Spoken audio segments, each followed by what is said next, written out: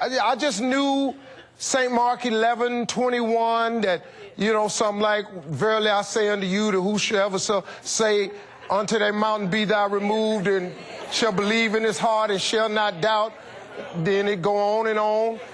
Well, guess what? The part that I locked in on was, if you believe in your heart and don't doubt. I locked that in. Well, guess what?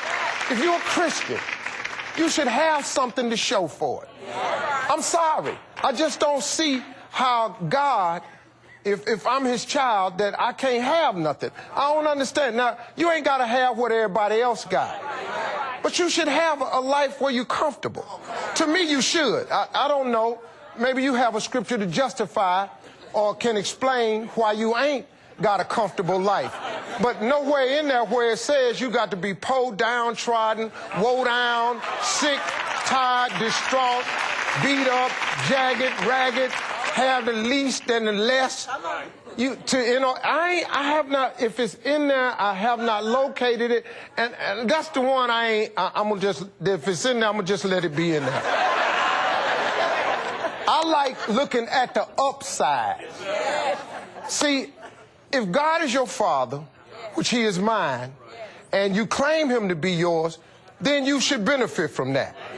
I have children who, because of the lifestyle I've worked so hard to acquire, my children don't have to have the life that I had. You all want your children to have a better life than the one you had. How you figure God don't want you to have a better life? I mean, that seems automatic. He your daddy, just like I'm my kid's daddy. You understand? My kids come to me. If they've been doing the things they supposed to do, then I lay them out with it. If you go to God and you've been doing the things you're supposed to do, then he lay you out with it. That's just common sense to me. So what I'm talking to you about is just applying some of these principles that my mama taught me as a Sunday school teacher that then got me to learn a little bit about how to go from the bottom close to the top and how to get from the back somewhere close to the front. I ain't the best stand-up in the world. I ain't the best radio person in the world, but I'm up there. You understand? You know, you may not like me, but 7.5 million people do. That's enough to have something to show for it. So what all my message is about some principles. Here's something I learned from a guy. The two most important days of your life, the two most important days of your life is the day you were born and the day you discover why. Man, that's a cool moment, man. You understand? Do you know how valuable it is to be given the gift of life? But then the incredible gift when you figure out why. Because how many people you know can't get it figured out? If you are sitting there thinking it's got to be more to life than this, it's because it probably is. It's probably because God is whispering in your ear saying it's more to life than this. You ain't got to be tripping about it. It's just really more to life than this. But you got to figure out the why part. What helped me get to the why part, see, was the why part came to me when I discovered something that he gave to all of us. See, God gives everybody a gift. He never creates a soul without giving them a gift. You all are gifted. You don't have to be comedy. It don't have to be music, but you gifted. You've all been given something. Some of you all, your friends come to you with their problems. That's a gift. Some of you know how to network. That's a gift. Some of you all connect the dots at your church. Some of you all have organizational skills. Some of you all are better bakers than the other ones. Some of y'all are great florists. Some of you have argumentative skills, should go be a lawyer, something like that. Everybody got a gift. Some people is bald, some people is... Everybody got one. I don't care if you see a blind person, they can do something. You see a person with a handicap, they can do something. You can do something. Problem is, though, you got to attach yourself to the gift. Now, how do you find out what that is? The day that you can get real with yourself and say, hey, look here, what is my gift? This is how you discover that. It is the thing that you do the absolute best with the least amount of effort. That's your gift. You ain't got to trip. You ain't got to ask nobody what you think it is. You can have this conversation with you. It is the thing that you do the absolute best with the least amount of effort. Them people over there that sing, they don't struggle to sing, it just come out. Michael Jordan don't struggle to play ball, he just play it. You understand? When you have a gift, it's what you do. You talk, that could be your gift. You write, that's your gift. You're a great listener, problem solver. You got the gift of matching up. That's all a gift. Here's what messes people up, though. You see something that somebody else does, and then you want to go do that. So now you're not concerned with your gift. Now you want to pursue a passion. You got a lot of problems happening in your life if you start chasing passion. So I'm in a passion-chasing business. I used to go to restaurants in L.A., and every time I sit there, here comes some little fine girl. Every time I sit down, Mr. Harvey, can you look at my head shot and everything? I say, for what? What you do? I'm an actress. I say, so what you acting in? I'm not in anything yet. But I want to be. I said, no. What are you acting in? See, if you're an actress, then you act. Yes, yes. You a waitress.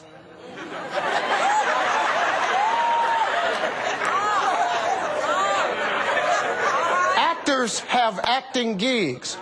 Piano players play piano. Singers sing. See, you ain't got to figure it out. If you ain't doing it, it's because you ain't it. This ain't. But if you are going to pursue I was passionate one time in my life about playing ball. I wanted to play in the NBA. Well, here's the problem. When I ran full speed with the basketball, I ain't have it no more. So now this passion about playing in the league, that's out the question now. I had to find out what my gift was. And when I really ran back over my life, I was funny. I could take comedy and transpose it instantly. I wasn't afraid to come in front of people. That was my gift. When you start to pursue your gift, that leads you to what you should be about. And if you can become passionate about your gift, here where it gets, there's a Bible verse. It's a proverb. I had them. Okay.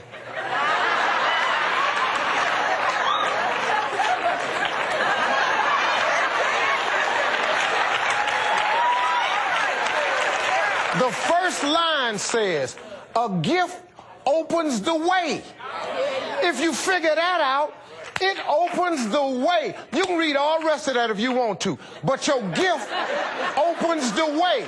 That's the part I saw. Cool. Then the gift opened the way. I got this lifestyle I got now because my gift opened the way, not my passion. I ain't made $1 playing basketball. I'm passionate about golf. I shoot a 90 every time I play.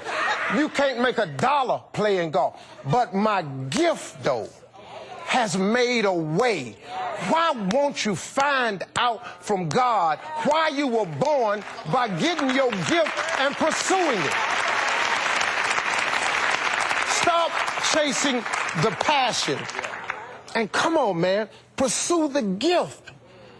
You people been tripping yourself out for years chasing something that ain't yours. I want to lead the choir. You ain't the choir leader.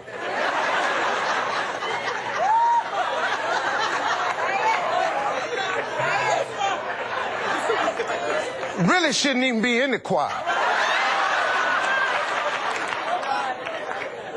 Now, once you discover what your gift is, and you go to God to help you prepare to make room for this gift, you got to make preparation. See, now here's the other principle. You got to make preparation. You got to get ready. When I first got out of college, and let me see how I can put this to you. When I first flunked out of college, I got a little job. I used to go to my mama's house all the time. I say, Mama, I didn't have to go far. Just come on downstairs. Now I say, Mama,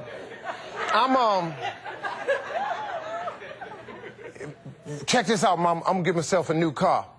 My mama say, that's good, baby, but what you gonna do with your old car? Because your old car out there up on the blocks. I ain't paying no attention to it. A couple weeks later, I come back to her again. I said, Mama, I'm gonna get me a car. She said, I know, baby. But what you gonna do about your old car? Because it's out there up on the blocks. I would go out all the time to my mama talking about this car. Finally, man, I said, Mama, how come every time I tell you I'm gonna get a car, you say it's out there up on the blocks? Then my mama, being a Sunday school teacher, she would just walk away. Because she would always leave me with the puzzle to solve. I was standing there and I figured it out. I said, wow. What my mama was saying to me was that if you're going to claim something, if you're going to ask God for something, you got to make ready for it.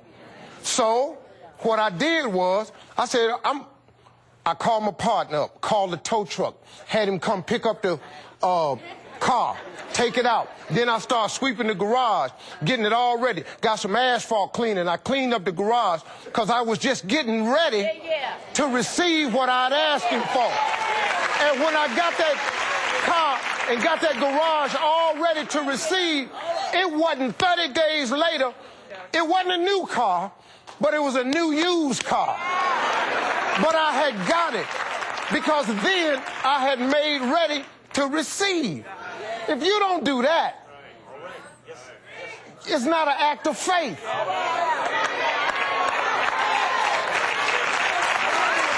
A lot of us don't get what we want. We ain't making no preparation.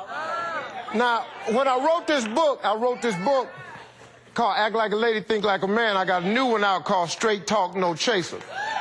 I write my books for women because it's all from the male perspective. Because you can't tell me nothing about manhood. I ain't never took a day off. This is all I've been doing. I done just about everything in the book, so I can put you on to what we think like. It ain't male bashing or nothing. It's just how men think. A lot of you ladies, you talking to God about a man. You want a man. I want the right man. But you keep doing all this in the meantime stuff. So instead of waiting on the right one, you got these men in your life that's in the meantime. You know they ain't no good, so guess what they are? You see them blocks? You got something in your driveway sitting up on blocks. It don't work good. It don't do what it says it's supposed to do. You can't cut it on and get nothing out of it. It don't go to work. It ain't worth a quarter. But you rather have that so you don't have nothing. But if you got rid of the old car up on blocks, make room, then guess what? Maybe you can sit on the couch. You can have a man coming in the door going to work with a job, upstanding man, but you got to make ready for that.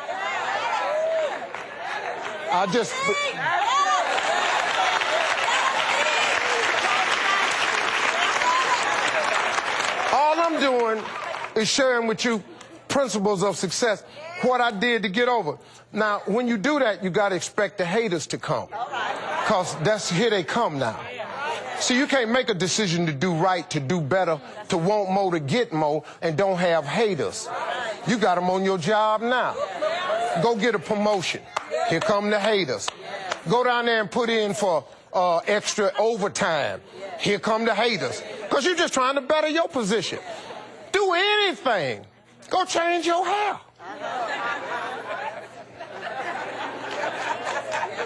Here they come. Here they come. But when haters come, they're a good thing too. They validate you. Haters now prove that you're doing something. You are now validated. If you have no haters, it's because you ain't doing nothing. That's what I learned.